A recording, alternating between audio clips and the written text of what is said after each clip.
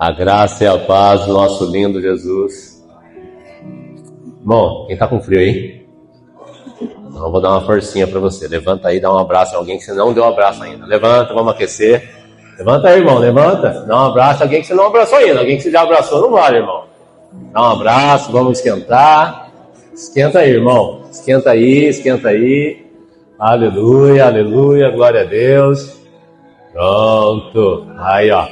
Vamos mandar esse frio para longe. Deus é bom. Glória ao Santo Jesus. Aleluia. Aleluia. Abraços, abraços. Seja glorificado o teu nome, Jesus. Seja santificado, Senhor. Aleluia.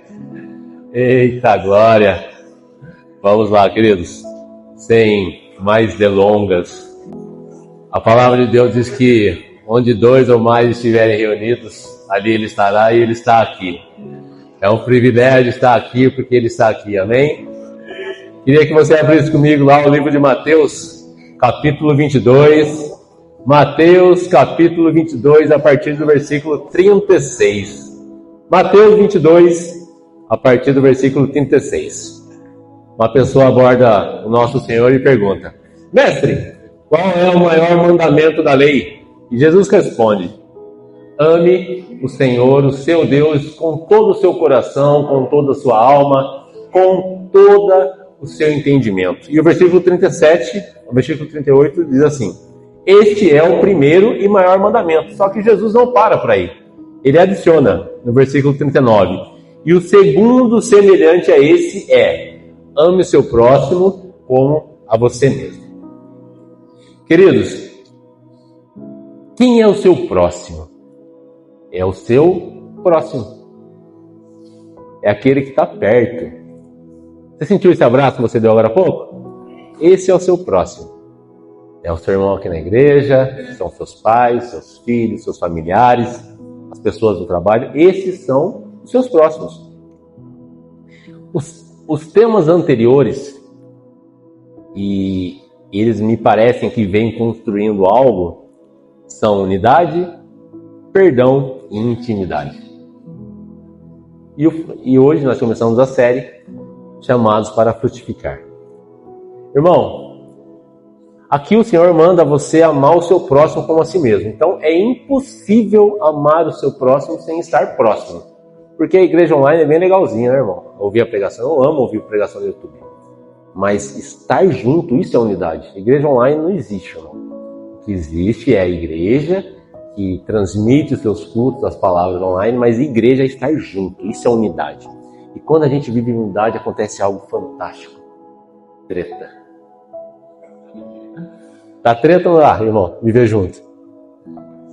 A gente tem treta no trabalho, a gente tem treta em casa, a gente tem treta na escola, seja lá onde você convive, e na igreja também tem. É natural, sabe por quê, irmão? Porque as pessoas são diferentes. Nós temos criações diferentes, gostos diferentes, desejos diferentes, expectativas diferentes. Se eu tenho uma expectativa com o João e ele não atende a minha expectativa, pode ser que eu fique chateado, mas ele está dando o que ele tem. Mas a minha expectativa é diferente e vice-versa. A expectativa muitas vezes a gente não gerencia direito. E mesmo que a pessoa, você não tenha expectativa e ela pise na bola com você, você também vai ficar chateado. E existem vários tipos de situações. Tem aquela mentira que te conta, ou alguém que te bate, alguém que te constrange, alguém que te rouba. Existem vários tipos de transgressões que a gente pode fazer um com o outro. E aí vem uma ferramenta fantástica. E viver a unidade é isso, irmão. É problema, onde tem pessoas tem problemas. Mas aí o Senhor nos dá uma ferramenta fantástica, que é o perdão. Viver em unidade, você precisa exercer o perdão. Perdão, perdão e perdão. Quantas vezes, Jesus? 7? Não. 70 vezes 7. Para quem é bom de conta, são 490 vezes por dia. Isso vai além, irmão. Só que quando você começa a conviver, eu estou convivendo com o Gilmar, eu piso na bola com ele e me perdoa, a gente vai continuar andando junto, não é, Gilmar? E aí a gente começa a ter uma coisa chamada intimidade, porque eu estou passando tempo com ele. E aí o último tema que nós exploramos foi intimidade. Essa sequência não é aleatória, ela é proposital. A gente vive em unidade, a gente exerce o perdão e a gente começa a ter intimidade. E aí quando começa a haver intimidade no corpo de Cristo, começa a acontecer o fruto. E você foi chamado para frutificar. É o tema desse mês. Chamados para frutificar. Eu lembro que quando eu era menino, vinha aqui, o Gilmar, o Flávio, fazia uma coisa que eu gostava muito, e eu vou fazer isso com vocês. Quando o Gilmar falava, ai Senhor, mas para que isso? Fala pro seu irmão do lado aí. Você foi chamado para frutificar. Fala, irmão, fala aí. Você foi chamado para frutificar. Agora eu entendo, Gilmar. Eu entendo por que você falava isso. Você foi chamado para frutificar, lindo. Sabe que existe um processo para que isso aconteça. Bom? E aí eu quero que você abra lá o versículo tema para esse mês. Está lá no livro de João, no Evangelho de João, no capítulo 15, Evangelho de João, capítulo 15, versículo 16. Evangelho de João, capítulo 15, versículo 16. Lá diz assim: vocês não me escolheram, mas eu os escolhi, e designei para que vão e deem fruto. Que preste atenção na próxima frase. Um fruto que permaneça, a fim de que o Pai dê a vocês o que pedirem em meu nome. Vamos ler junto, pessoal? Vamos lá para esquentar esse frio? Vamos lá. Vocês não me escolheram, mas eu os escolhi e designei para que vão e deem fruto. ênfase, um fruto que permaneça, a fim de que o Pai dê a vocês o que pedirem em meu nome. Irmão, o livro de João, ele é fantástico. E o capítulo 15, que é o que dá base para tudo isso, ele tem um contexto. Jesus está concluindo ali o ministério dele, ele já anunciou que ele vai morrer, ele já anunciou que vai ressuscitar, ele já anunciou que o Espírito Santo virá, e aqui ele está dando as últimas dicas. E ele está dizendo, olha, eu sou a videira, e quem estiver longe de mim não vai dar fruto, e vocês foram chamados para frutificar. Então o fruto é algo que o Senhor espera de você. Só que para que esse fruto ocorra, existe um processo. E esse processo de frutificação, ele pode ser obtido com 7 aspectos, tá? Para alguns menos, para outros mais. Mas eu pude perceber, lendo esse capítulo 15, 7 pontos. Então nós vamos falar hoje sobre a busca, a intimidade, a obediência, a dependência, o fruto, a permanência e a plenitude. Tá bom? Vamos começar lá pela busca. Abra comigo, deixa João 15 marcadinho aí, não perca de vista, tá bom? Mas eu quero que você abra comigo lá o livro de Mateus, no capítulo 7, no versículo 7. Livro de Mateus, capítulo 7, versículo 7. Quem ama a Bíblia aí? Nós vamos ler bastante a Bíblia hoje, tá? Então o primeiro aspecto é a busca. Lá no versículo 7 do capítulo 7 de Mateus diz assim: peçam e lhes será dado. Busquem e vocês encontrarão, batam e a porta será aberta a vocês.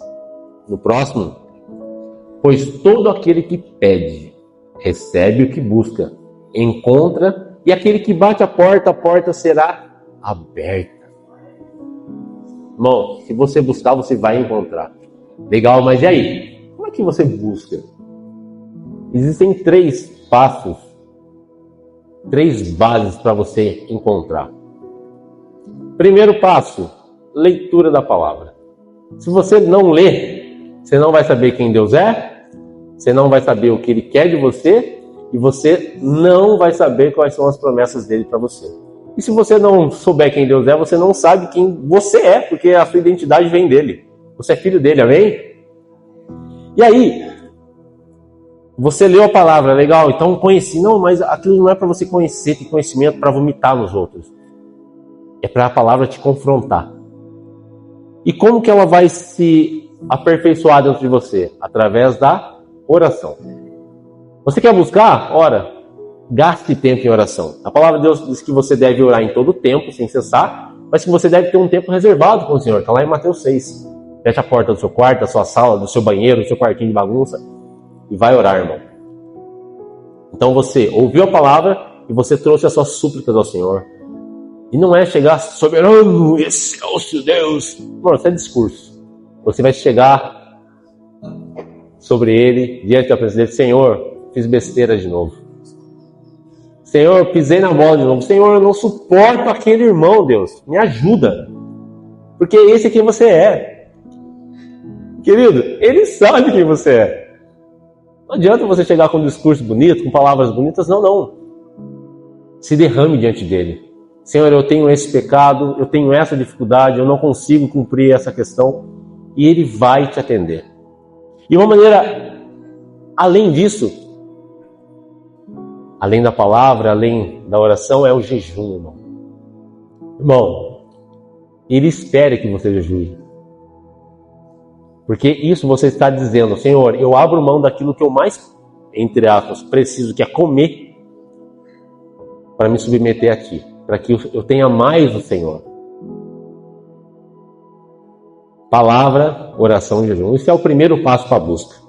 E aí você começa a buscar, você começa a ler a palavra com mais frequência, você ora mais, você jejua mais, e de repente você vai para o próximo passo, que é a intimidade. E aí a gente volta lá em João 15. Volta lá, João 15, versículo 4. Então, aspecto 2, intimidade.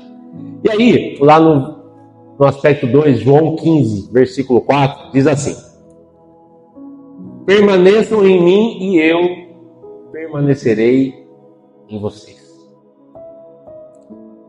Quem esteve aqui no domingo passado pela manhã, teve o privilégio de ouvir a palavra que o Gilmar trouxe sobre intimidade.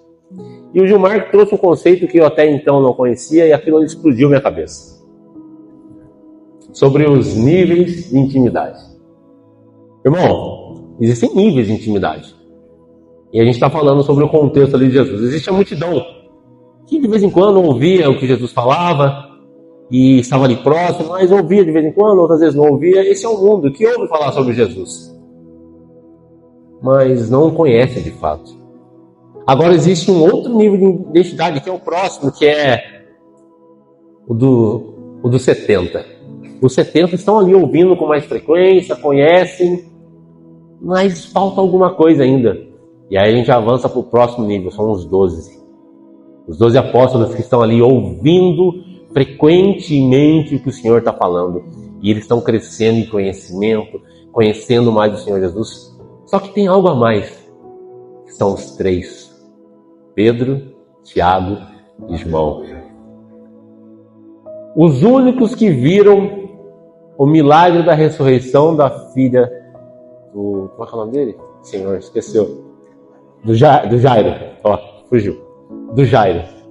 Os únicos que viram foram Pedro, Tiago e João. A gente sabe hoje porque está nos evangelhos, mas dentre os apóstolos, só os 3 viram. E eles viram algo mais. Orando com o Senhor, eles viram Moisés e Elias. Cara, é difícil imaginar o que eles viram. O Senhor transfigurado, Moisés e Elias, e Pedro ficou tão maluco. Senhor, vamos fazer umas barracas aí, vamos orar junto, vamos estar junto. Só eles puderam ver. Agora existe um outro nível de intimidade, que é o de João, que reclinava sua cabeça no peito de Jesus. E esse é o Evangelho de João. E ele escreveu o Apocalipse. Mais algum apóstolo teve acesso ao que aconteceria depois? Não. Só João, porque João era íntimo. E lindo, quem vai escolher o nível de intimidade é você. Você vai ser a multidão? Ou você vai ser o João? E aí, lindão? Você buscou, encontrou, você obteve a intimidade, e com a intimidade vem uma coisa importante. Você começa a receber direcionais dele. E quando você recebe direcional, o que você tem que fazer? Vocês estão com frio, gente? Quando você recebe direcional, você tem que obedecer. Esse é o próximo nível da frutificação. Você precisa obedecer. É simples. Porque E aí eu quero que você vá comigo lá em João 15, já no versículo 10. João 15, versículo 10 diz assim: o nosso lindo, cheiroso Jesus falando. Andar com Jesus deve ter sido muito legal, né? Imagina ele falando. Eu assisto The Chosen, eu já choro. Imagina estar com Jesus mesmo. Se vocês obedecerem os meus mandamentos, vocês permanecerão no meu amor. Assim como tenho obedecido aos mandamentos de meu Pai, em seu amor eu permaneço. Irmão, sabe qual a forma de você demonstrar o seu amor para Jesus? Obedecendo. Se você não obedecer, você não o ama. É muito simples assim, lindão. Se você obedece, você mostra que você ama. E aí você começa a andar em obediência. Quem é o pai da fé? Quem é o pai da fé? Abraão. Aí Abraão está lá, aí chega Deus para ele e fala: Abraão, sai da sua terra, sai da sua parentela, vai para o lugar que eu te mostrarei. Aí Abraão, não, eu vou, demorou, vamos, mas aonde é que é? Anda. Vai, anda. Eu vou te mostrar no caminho. Irmão, fé, esse conceito é muito importante. Não é sentar e esperar. É levantar e andar. É caminhar. É andar em direção a. Fé não é sentar e esperar. É caminhar em direção. E aí você obedece. E quando você começa a andar nesse caminho, acontece uma coisa muito importante. Você não sabe para onde está indo. Isso é fé. E é o próximo passo, é a dependência. Então você busca, você obtém intimidade e obedece. Quando você obedece, o caminho dele não é igual ao seu. É o caminho dele. E aí nesse caminho dele você vai ter que viver em dependência. E dependência é fé. Vamos lá comigo para João 15, ainda no capítulo. João 15, versículo 4. Permaneçam em mim e eu permanecerei em vocês. Nenhum ramo pode dar fruto por si mesmo, se não permanecer na videira. Jesus é a videira. Vocês também não podem dar fruto se não permanecerem em mim. Eu sou a videira, vocês são os ramos. Se alguém permanecer em mim e eu nele, esse dará muito fruto. Pois sem mim, vamos lá, ênfase. Pois sem mim vocês não podem fazer coisa alguma. Irmão, eu sou um miserável. Não posso fazer nada sem ele. Ele é o meu Senhor. Eu já fui escravo do pecado. Hoje eu sou escravo dele. Ele é o meu Senhor e você é servo dele. Sem ele, você não pode fazer nada. Você não pode sequer respirar. Porque esse ar que você está respirando agora, foi ele que soprou aí dentro. E ele é bom. Sem ele, você não faz nada. Viver na dependência é viver em fé. Faça tudo o que tiver ao seu alcance, irmão. Acorde cedo, durma tarde, trabalhe, estude, busque. Essa é a sua parte. É andar em direção a. E dependa dele para o sobrenatural. Que ele não costuma falhar. Ele não falha. E aí você buscou, você encontrou, desenvolveu intimidade, anda em obediência, independência, e de repente você começa a frutificar. Você foi chamado para frutificar. Lá em Gálatas 5, se você puder abrir lá, deixa João marcadinho aí, tá? A gente vai voltar em João. Gálatas 5, a partir do versículo 22 e 23. Gálatas 5, versículo 22 e 23. Quais são os frutos do Espírito na sua vida, quando ele governa a sua vida? O fruto do Espírito é o amor, a alegria, a paz, a paciência, a delicadeza, a bondade, a fidelidade, a humildade, o domínio próprio. Nenhum desses frutos eu, Stefano, consigo produzir. Não dá. Sem o Espírito não é possível. Mas sabe por que não é? Porque esse fruto não é nosso, é dele. É ele quem produz. Existe uma frase que eu gosto muito, que diz assim: tudo que você vê de bom em mim é Cristo. E o que você vê de mal sou eu mesmo. Porque o de bom foi ele que frutificou. Agora o que é ruim é fruto da carne. Lá em Gálatas, um pouquinho antes, no versículo 19, diz assim: ora, as obras da carne são manifestas. Elas são conhecidas em outras traduções: imoralidade sexual, impureza, devassidão, idolatria, feitiçaria, inimizades, desavenças, ciúmes, ira, egoísmo, dissensões, facções. E a palavra continua: inveja, embriaguez, orgias e coisas semelhantes a essas. Irmão, eu olho para esse texto, como eu me vejo nesse texto? Quanta coisa dali, se não todas, eu já fiz ou já passaram pela minha cabeça. E Paulo diz: eu os advirto, como antes os adverti. Aqueles que praticam essas coisas não herdarão o reino de Deus. Irmão, quem quer herdar o reino de Deus aqui? Amém, eu quero. Para você herdar o reino de Deus, é só através do reino do Espírito Santo sobre a sua vida. E quando ele reina sobre você, é inevitável, irmão, você vai frutificar. E aí, irmão, a palavra continua nos mostrando que dependemos dele.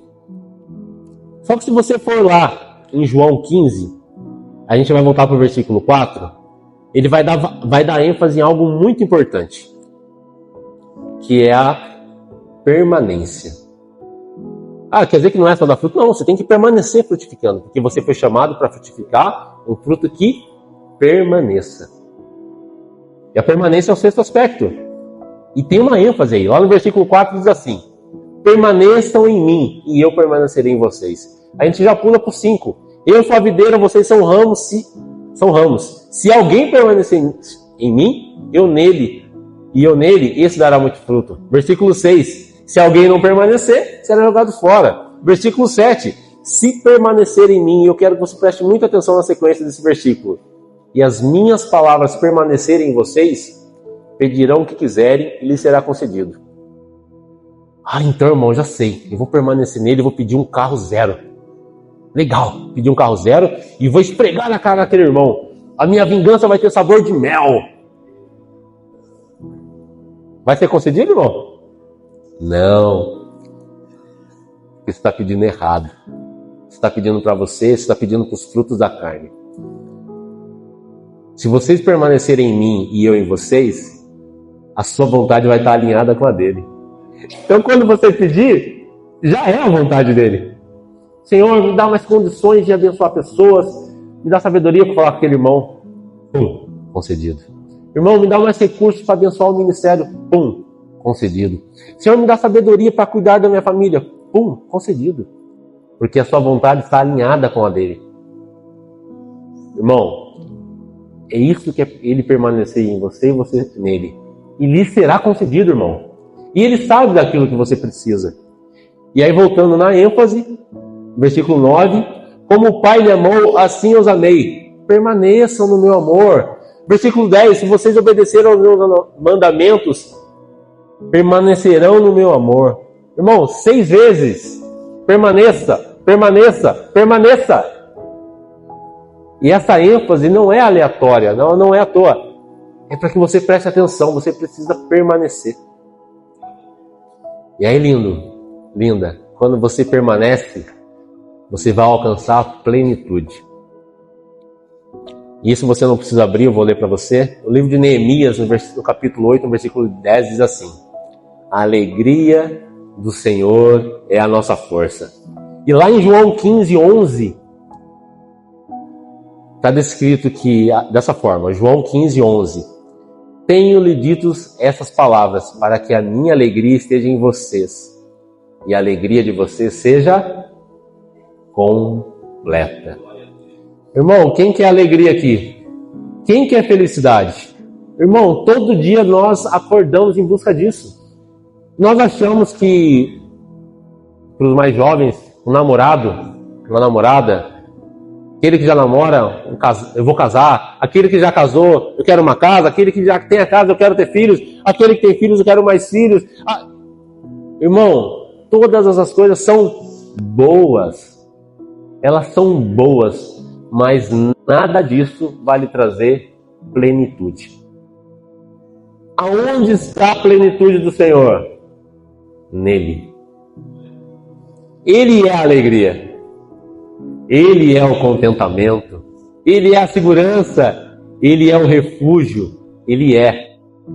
Aí Deus mandou Moisés, vai lá e fala para o Faraó. O que eu falo para ele, Senhor? Fala que eu sou, mano. Eu sou. Mas só quem? Eu sou. Porque Ele é tudo isso. Todas essas coisas só podemos obter nele, porque Ele é.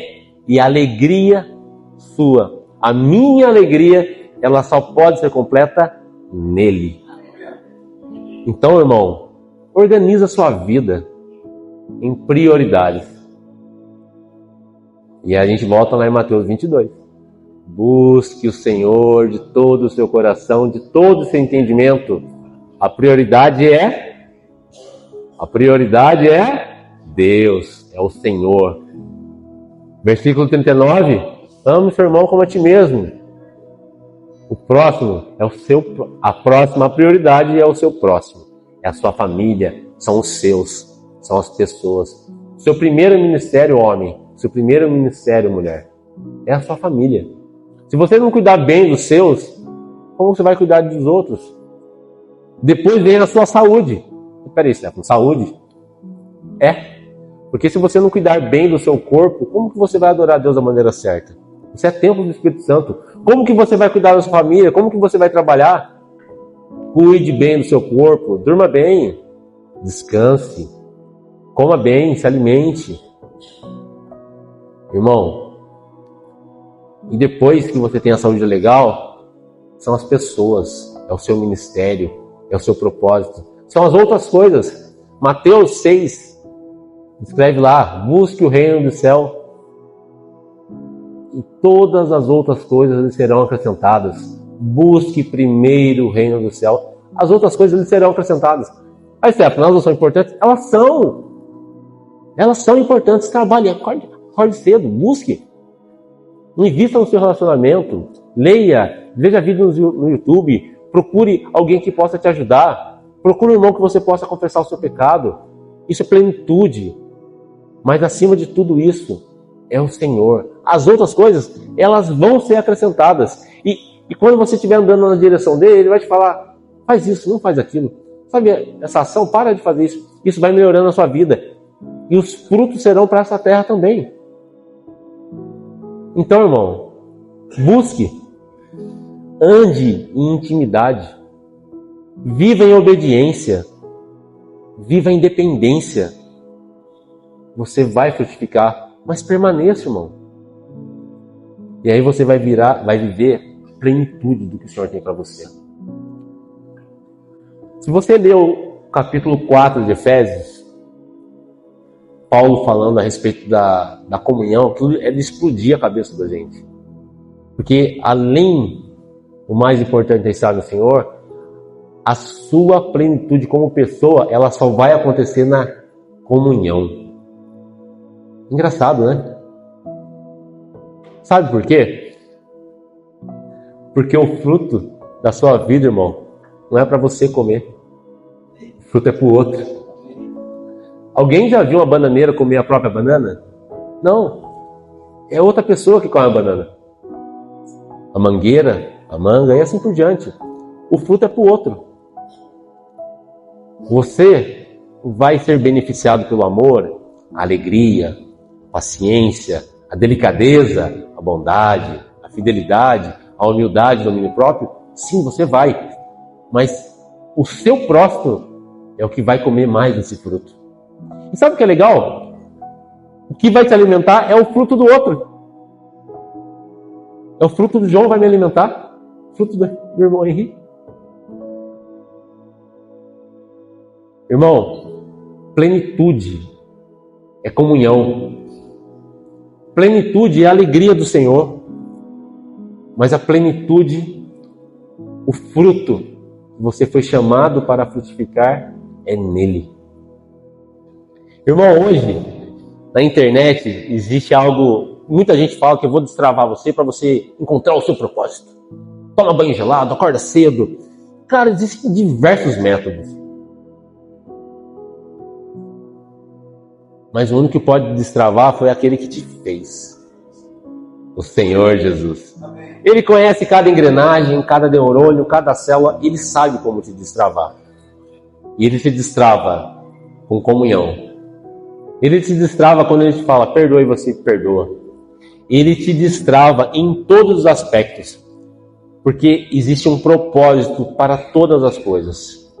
E o propósito da vida do Senhor Jesus foi nos trazer de volta para Deus. Estávamos separados pelo pecado. E o problema do mundo, meu irmão, não é a política. Não são os desastres. O problema do mundo é o pecado. Porque o pecado faz você não se importar com o seu irmão. O pecado faz você não enxergar o seu irmão. O pecado faz políticos roubarem e, em vez de investir dinheiro num estádio, investirem dinheiro em casas, em empregos. Faz eles usarem o dinheiro para si próprio. O pecado, irmão, faz alguém fazer mal por uma criança. O pecado faz pessoas serem egoístas. O pecado cultiva a vaidade que há dentro de você e dentro de mim. O pecado é o problema do mundo. Ponto. Como que saímos da escravidão do pecado? Através da submissão ao Senhor. Ele frutificando em nós, o mundo será melhor. Isso se propagará. Isso é um fruto que permanece. E eu estou aqui hoje porque alguém pregou o evangelho para mim. Eu estou aqui hoje porque o Gilmar me tratou das diversas quedas que eu tive. Eu estou aqui hoje porque o Senhor teve misericórdia de mim, você da mesma forma. Então o plano original é que o Senhor Jesus pagasse o preço pelo pecado e nos redimisse. Só que Ele quer a sua ajuda, Ele quer que você participe desse plano. E esse é o seu propósito, irmão. É propagar a cultura do céu. É levar esses frutos. É que o seu fruto permaneça e pessoas se acheguem ao Senhor. Pessoas se reconciliem com Ele. Então um toca, o outro prega, o outro cuida do som, o outro lava o banheiro, o outro faz a manutenção. E cada um com aquilo que tem de melhor. E talvez você não tenha um ministério na igreja, irmão. Talvez seja lá no seu trabalho. Talvez seja lá na sua escola. Talvez seja com seus vizinhos. Mas existe um propósito para a sua vida. Mas o propósito não é seu, o propósito é dele, porque o fruto é dele. Se permita viver isso, irmão. Permita que o Senhor frutifique em você. O plano de Deus é a redenção, é a reconciliação. E você pode participar disso. Desde que você busque, desde que você se coloque diante dele, em intimidade, obediência, dependência, você vai frutificar. Permaneça e viva a plenitude daquilo que Ele tem para você. Fala do seu irmão aí, você foi chamado para frutificar. Fala. Lindo. Você foi chamado para frutificar. Que Deus o abençoe.